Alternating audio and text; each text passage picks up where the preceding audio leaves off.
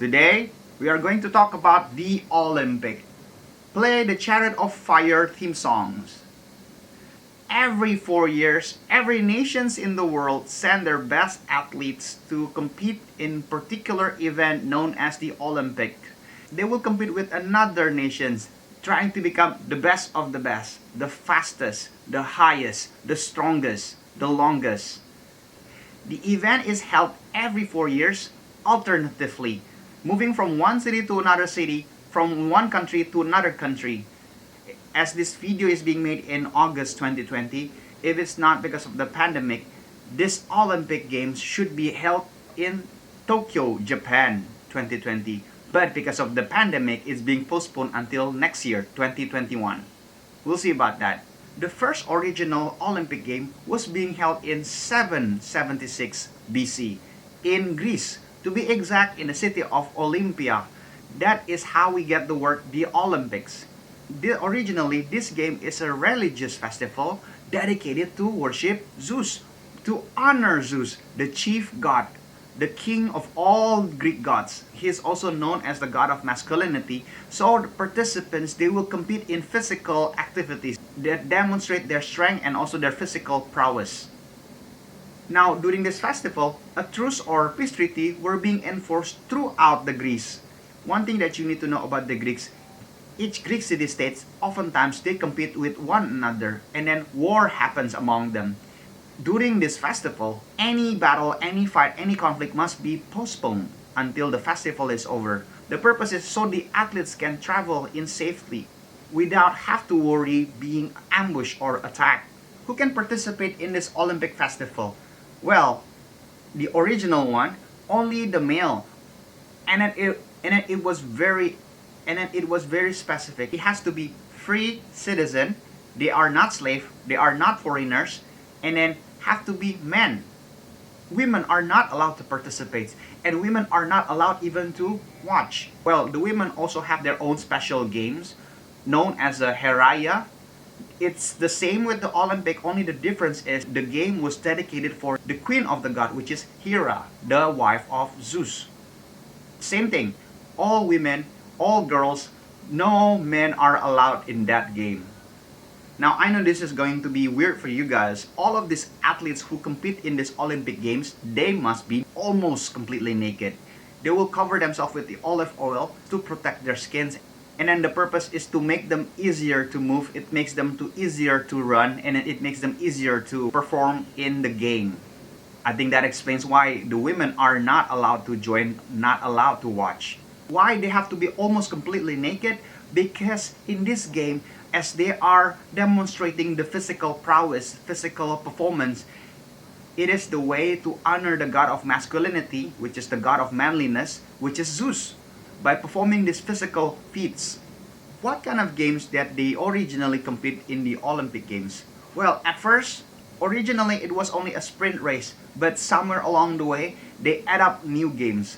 The games are sprinting, running with a helmet, full armor, and also carrying a shield. What kind of game that originally being competed in the festival? First, the early part is the sprinting, but then again later on they add up some more games, like such as wrestling, running with full helmet and also full armor and also shield, and then throwing javelin, throwing discus, a thin kind of a stone that looks like a disc, long jump, horse chariot, and also pankration. Pankration is a freestyle boxing. This is like the most violent sport. This is like the most violent game and then the most dangerous of kind of game, because the participants, they will have to compete against one another, and it almost has no rules. They may bite, they might gouging eyes, they may punch, and then without any kind of boxing gloves. Yes, oftentimes someone can die in this kind of game, or at least being hospitalized. Wait, hospital was not invented yet, but yeah, at least they will be somehow in a bad place. And for the winner or the champion, they will be rewarded with the olive branch crown or the olive wreath that they are allowed. And then this champion, they have to, this champion were given a privilege to go to the sacred olive groves and then pick up their own olive branches, and then after that make it into a wreath, make it into a crown, and then put it on their head.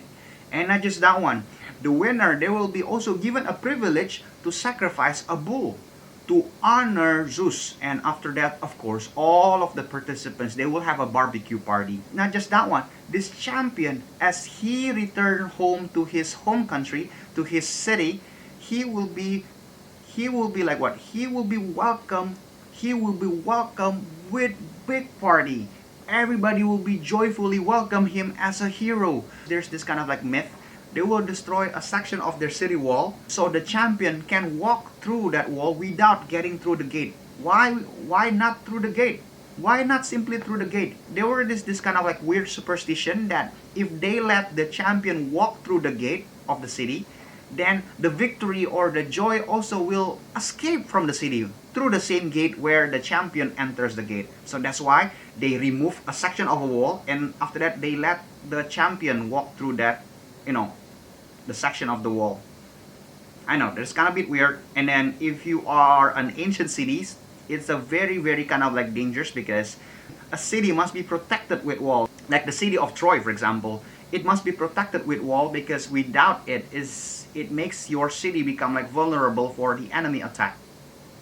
And as for the inhabitants of the city, they have the superstition that say that, well, if we have our champion here in the city, who can stand against us? Who can fight against us? And they are happy with it, and then they celebrate it. And then the champion, well, basically he become like a celebrity. Now, some of the notable story from the Olympic Games. First, a champion by the name of Milo.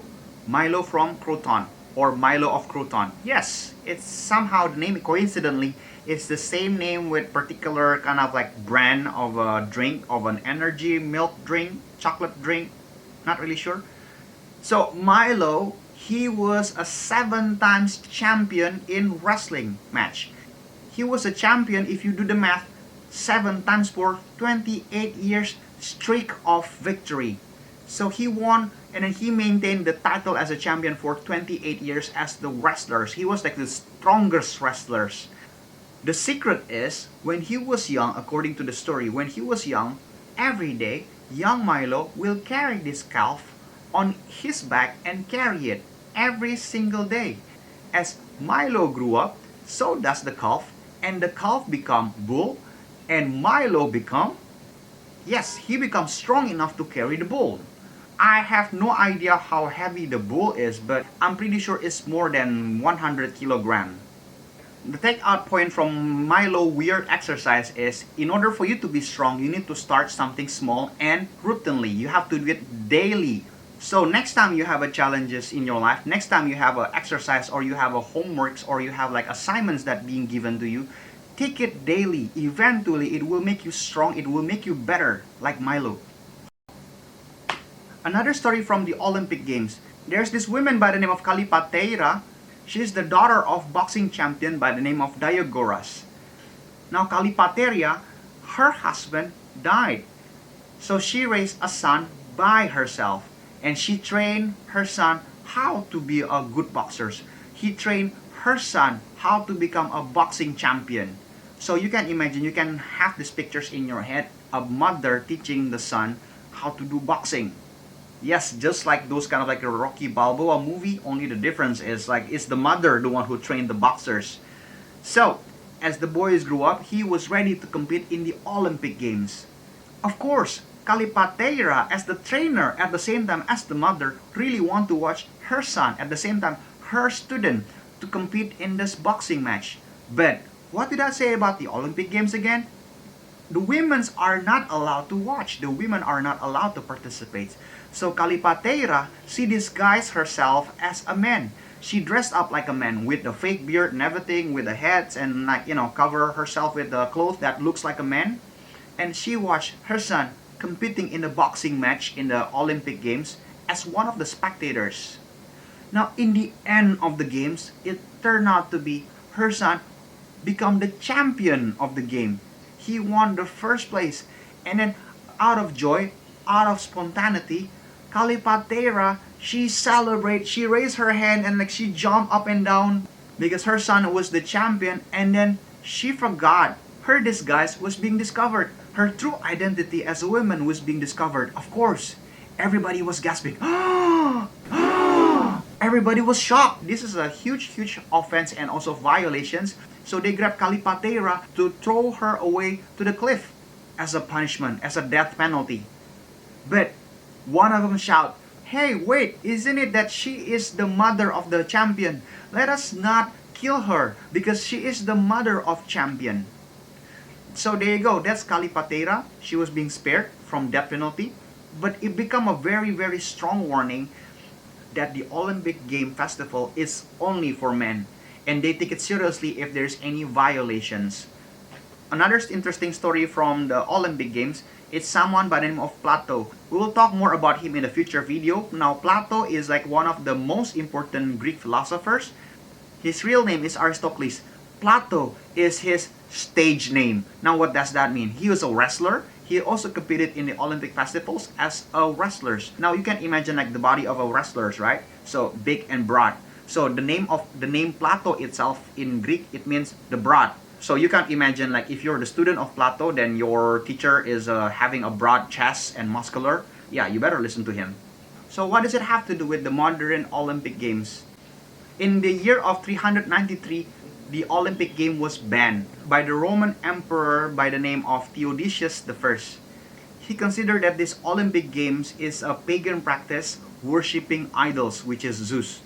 So as a Christian, he banned this pagan festival after lasted for about 1,000 years, from 676 all the way to 393. Yeah, it's about 1,000 years traditions.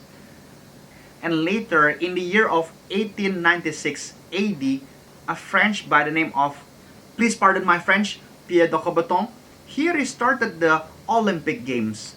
But of course, he made a lot of changes. Yes, now this time, all of the athletes have to wear clothes. And all of the participants, the goal is not to worship Zeus or any kind of like pagan gods. Some of the idea from the original Olympic Games are still retained. For example, the modern Olympic Games is being held every 4 years, as I said earlier in the beginning of the video. Now the athletes, they don't have to be Greek. They can came from different nations and different ethnicity. And then they will compete with another athletes. The goal of this new Olympic game is to promote unity and peace. It's to promote unity and peace by competing with one and another in a friendly competitions. Now, so again, the goal of the Olympic is to promote unity and peace. And then it also symbolized with their flag. As you can see, the flag has a white background and then 5 rings with 5 different colors. And if you pay attention on each color of this ring, these are the colors that being used by every flags from every nations in the world. The motto of the Olympic game is faster, higher, stronger. So there you go. Let's wait for the next Olympic game that will be held in 2021 in Tokyo. Until next time, I'll see you guys. God bless you guys. Thank you for watching. Bye-bye.